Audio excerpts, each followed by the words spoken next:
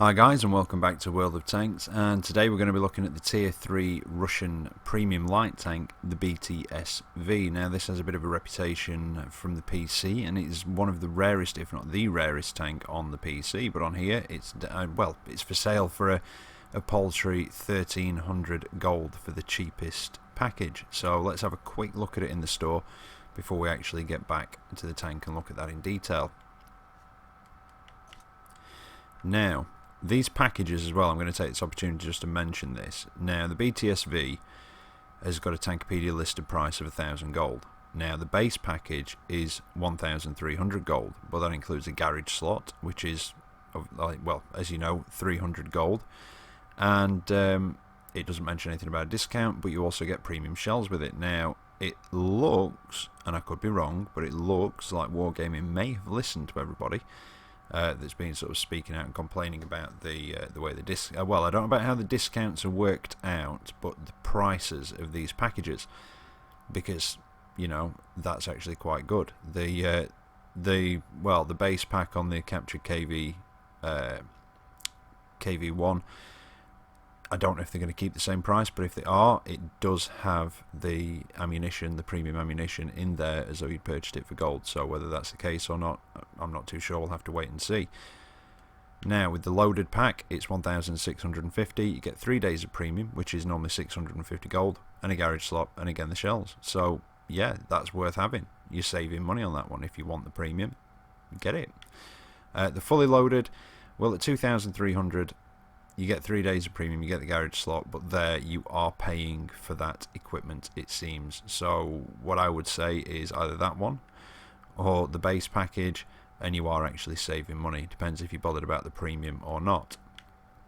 And with the FCM 50T, I will just mention this, in the tech tree it's 11,900 gold, and it's here for 11,000 with a garage slot, 3 days of premium, and some premium shells. So you are actually saving money on that one. And again, with the fully loaded, you are actually saving money.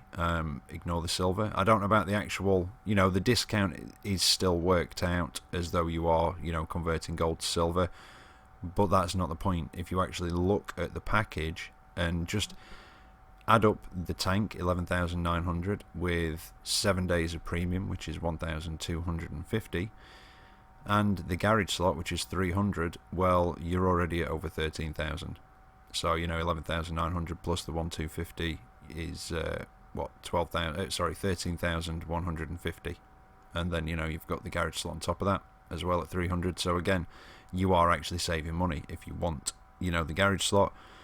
Well, you get the garage slot with them anyway, but if you actually want that premium time, yeah, go for it. You are actually saving money on it, and it does appear as though they have listened to everybody. So good on them.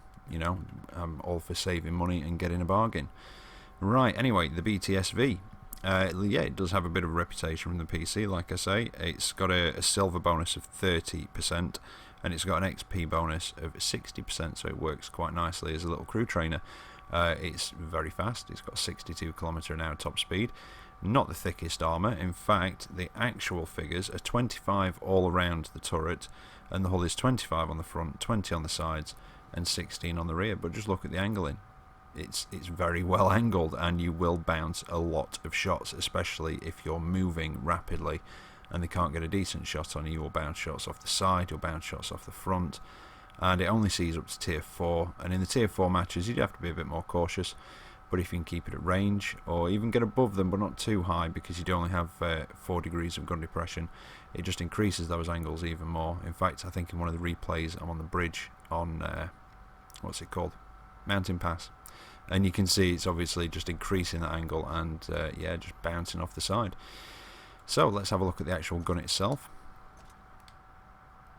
We get a 45mm gun with 26.25 rounds a minute, 51mm of penetration, 47 average damage, 84mm of pen for your premium rounds with again 47 damage, and your high explosive is 23 pen, 62 average damage. You do have quite a good aiming time though, at 1.71 seconds. Accuracy, well, it could be better, but it could be far worse at 0.41, so it's not too bad. The hull traverses 33 degrees a second, which although does sound quite good, this is a fast machine, and when you are travelling at speed you have to take the corners very, very wide, and it does just kind of I don't know, it kind of seems a bit slow on the turning, even when you sat still.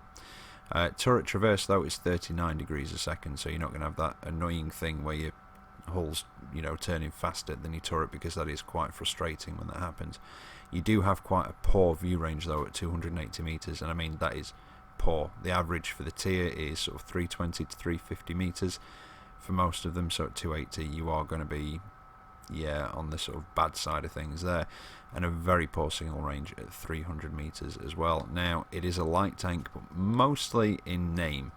It does not get the same movement camouflage bonuses, when I can get my words out. It doesn't keep its camo rating while it's moving or firing. So it's a bit like the Snakebite in that respect. It's sort of, like I say, light tank in name only. Shell costs 14 for your standard armour piercing, 800 for your APCR, and 14 for your high explosive. So, you know, they're quite cheap. It's not too bad at all in that respect. Equipment, well, I've gone for vents, I've gone for a gun laying drive, and I've gone for coated optics. I don't think there's much else I'd possibly recommend. Well, it depends on how you want to play it. It can get to an early spotting location quite quickly, and it's not got a bad camo rating while it's sat there, so, you know, maybe camouflage net binocular telescope might be more your sort of thing. But I find that you've got to try and keep it moving a little bit. I don't know. I've not really played it enough to explore that thing, but I find it works better sort of playing it more like a medium. You know, maybe doing a bit of spotting, but you've not really got the view range, like I say. So that's why I went for coated optics, but they only add 10%, so it only adds 28 meters onto that, so which moves us on to the crew skills. Well, I'm training up a crew in it at the minute, so this is not the crew that I would normally have in it, but it's got Sixth Sense on it, which, yeah, you want that anyway. You probably want camouflage. Clutch braking, I think, would be a good one. Situational awareness to try and improve that very poor view range as well. Maybe off-road driving. Its terrain resistances aren't brilliant. I can't think of much else that would be effective, you know, specifically for this off the top of my head. But again, I don't know. I kind of do treat it a bit more like a medium than a light tank, because again, like I say, it does not keep that bonus. But yeah, I can't think of much else. I think it's just really personal preference after that. But I would say definitely camouflage, definitely situational awareness, obviously Sixth Sense, and definitely clutch braking as well. Now, let's actually have a look at the modules, shall we? Right, well, it has a 500 horsepower engine with a very good power to weight ratio of 38.43. It does really power along and reaches that 62 km/h top speed quite easily. It does 20 km/h in reverse, but you do have a 20% chance of engine fire, and it is quite a big engine. As you can imagine, it takes up the whole sort of rear half of the tank. And as you'll see in a minute, just in front of the engine, more or less filling up the front half of the tank, are ammo racks. So you do have to be a bit careful of that. I don't know if I've had my engine damaged as of yet, but I can see it coming. However, like I say, the sides of your tank are very, very well angled. Even the rear is. I've had bounces off the rear of this thing, off the sides. You know, those little sort of spray and pray automatic sort of cannons that a lot of the tanks have down here. They just can't do anything to these. They just bounce off, which is quite amusing. Now, the gun itself, well, I mentioned before, very poor depression of -4 degrees, but the elevation's quite good at 22 degrees, and we've already covered accuracy and what have you. The terrain resistances, because I've covered the hull traverse, 33 degrees. Terrain resistances are a little on the poor side, to be honest, at 1.14, 1.37, and a whopping 3.43 for, which I'm assuming is soft terrain, like your mud, your swampy areas. And that might be the worst one I've seen so far, which is, yeah, really bad. While we're here, concealment while stationary is 0.30, which is not bad at all. I think the Locust, which is a very small, very sneaky tank, is 0.36, so yeah, it's not too bad. And moving, well, it's 0.22, which is still better than most. Turret itself, very small turret. Not so much of the angling on the turret, but it is small to hit, and again, if you're travelling at speed, they're probably going to miss it anyway. But don't YOLO in this. It is very tempting to, because it is fast and you start to bounce a few shots, but yeah, it just ends badly. Radio is just under the rear of the turret, which would basically back up to the engine, I would have said, and then two massive ammunition blocks, like I say, taking up more or less the front half of the tank, and that's directly underneath the turret on either side. Crewmen, you've got 4 squashed in there. Well, you've got the driver and possibly radio operator, whatever you want to call him, whoever's going to be sat next to the driver there in the front. They seem to have a little bit more room. But I feel sorry for the gunner and commander, and he may even take over some loading duties as well, because they are really squashed into that small turret. Now, there's not much to say armour-wise, really, as you can see, but 1 to 20 is more or less everything on the tank.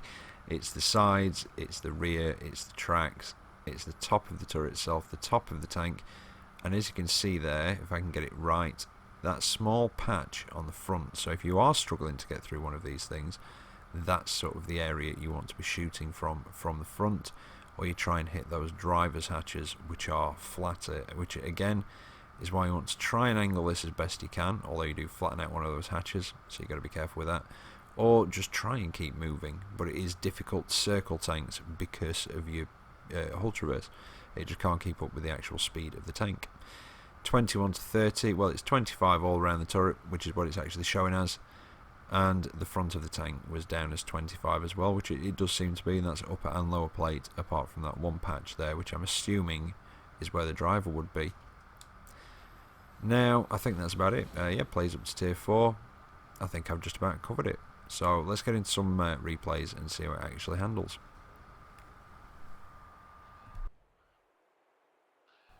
Right, so here we are for the first of the replays. It's Mountain Pass, a tier 3 match, and it's a standard battle. And like I said in the garage, it doesn't see above tier 4, so you will find yourself in tier 3 matches more often than not. Or I did today anyway, at least. And I expected to see a lot of these today, and I'm not really. Not nearly as many as I expected, you know, with it having that sort of rep from the PC version. But I think a lot of it comes from it being so rare. And it's, you know, it's not bad at all. Like I say, it's nippy. The armour is quite trollish, it bounces quite a lot of shots. In fact, it does remind me of things like the IS-6, the T-127, you know, that sort of particularly trolly armour, both for you and for whoever's shooting at you. Now, a couple of these replays, I don't think are particularly long. They're not bad. Now, yeah, I missed him and he's just gone. And it is quite good at side scraping again because of the very angled sides.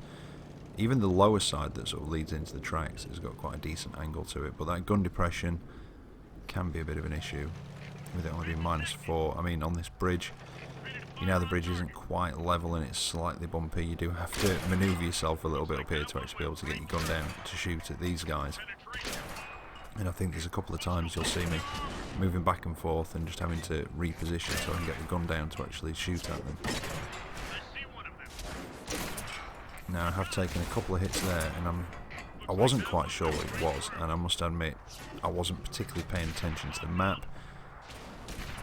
Didn't really notice the BT2 down there. I don't think it was him that hit me and penned, although I could be wrong. But as I reversed back, you saw that ricochet off the front as well. That cruiser, I don't know if it was him. It could have been the Panzer S-35 actually that was doing the damage, but with the angle that I'm at now, and with him being below me, it's increased the angle of the sides.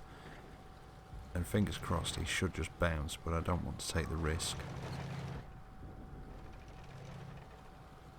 Because one shot from him, and I think that's me dead.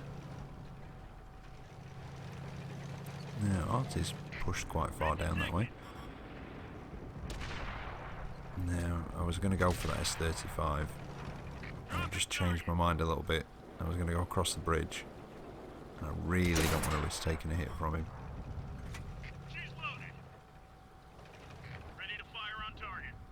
Now, like I said in the garage, don't be tempted to just YOLO in. It will tempt you. When you start bouncing a few shots, like I say, from a couple of tier 2s or some of the tier 3s, you know, and you're zipping about, bouncing the shots, you're going really fast, and all of a sudden you just get really tempted to just charge on in there, thinking your armour angling will just bounce everything. Well, it doesn't work out. Trust me, I was very tempted and gave in to temptation in the first couple of games and did sort of YOLO a little bit.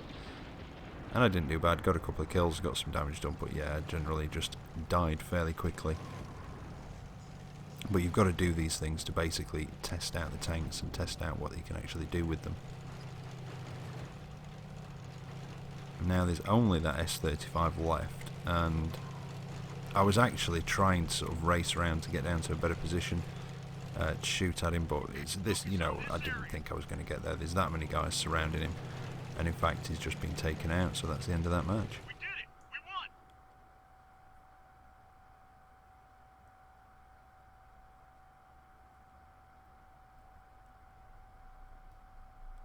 won! Now I thought it was actually locking up at this point. It has done before a couple of times when it's doing that gathering information bit, but thankfully it came through. Not a great deal of damage, 494, but bear in mind I think it's only something like 45 per shot, 350 blocked, and 1722 XP. It's not a bad little crew trainer. Came second in that match, just got beaten by the tier 2 M2 Light, who looks like had an absolutely cracking game. But again, it's like with the 350, that's actually not bad sort of blocked for this this sort of tier. When a lot of the mediums, the light tanks, you know, they're doing that sort of 45, 50 damage per hit. It's not too bad. But here we are on Ruinberg, and it's another standard battle, and I can't remember what tier it is. Oh, it's tier 4 match. To be fairly heavily tier 4 as well. And again, you can use this as a, well, I say you can use it as a scout. It's got the speed to get into that forward spotting position, but the downside is the very, very poor view range. And I think in that last match I got coated optics on it. I think in this one, I don't know if I've got the coated optics, I've definitely got the gun lane drive, definitely got the vents. You can't fit a gun rammer. So it really was just, you know, either the coated optics or the binocular telescope, but I voted for the coated optics, and I think I'll go for situational awareness, just to try and get that view range up. Yeah, this is one of the earlier matches where I did YOLO a little bit, went after that light tank, and as you can see I was bouncing a few shots, but I did have 2 tank destroyers and a light tank behind me, which were not a good position to be in, so I really needed to get out of there again. And then RT joins in, and there's 4 of them in this match, and I was getting a bit excited. I was going after that one. What's the one after the Scooches? I can never remember. But as you could see, you know, it can bounce a few shots, but a few of them did get through as well, so it, like I say, it is a bit trollish, like the IS-6. Focus on this area. Now I'd come so far down this way until I knew I'd popped off radar, and that's when I've turned around, and as you can see, at 33 degrees for the hull traverse, it's, you know, it's not a bad number, but it just feels slow when you're in this thing, and you've really got to take those corners wide when you've got you know, a bit of speed going. In fact, it's very like the T50-2 before they buffed the hull traverse on it. You had to take the corners very wide in that one as well. Now we're slightly down on the scores. It's 4-5 in the enemy team's favour, but I'm going after RT, and hopefully I might be able to get away with it. Now something spotted me, but again, that's that view range. I'd been seen way before I could see them, and I've now got 4 RT and a bit of a bunch, so this could get quite dangerous. So I don't really want to stop moving for too long. That's 1 down. Oh, it's a Sexton too, so that's not too bad. That's 2. Go for the Bison. Oh, wish that one had hit him. He's missed me. Use him as cover. And then just the Sexton one to go. And he got me. Is that the US one? Yeah, the US Sexton. Yeah, I'm definitely calling OP on the US Sexton. I've got one. Yeah, definitely OP. But that one ended up as a defeat, but I didn't do too badly out of it. 2,179 XP and a Scooches and a 2nd class mastery. It was 613 damage done. So yeah, I'm quite happy with that one. Quite a nice score. And Pascucci's is always nice. It's always nice to get the one after that one. Is it the Dimitri's or is that for 5 artillery? I can never remember, but it is always nice to get a Pascucci's, and I don't seem to even have the opportunity to get them as much recently. When I first started playing the game, I seemed to see a lot of artillery matches. You know, it'd be quite commonplace to have sort of 3 or 4 arties in a match, but now it's more like 1 or 2, and I don't think many people are playing them, or as many people as used to be.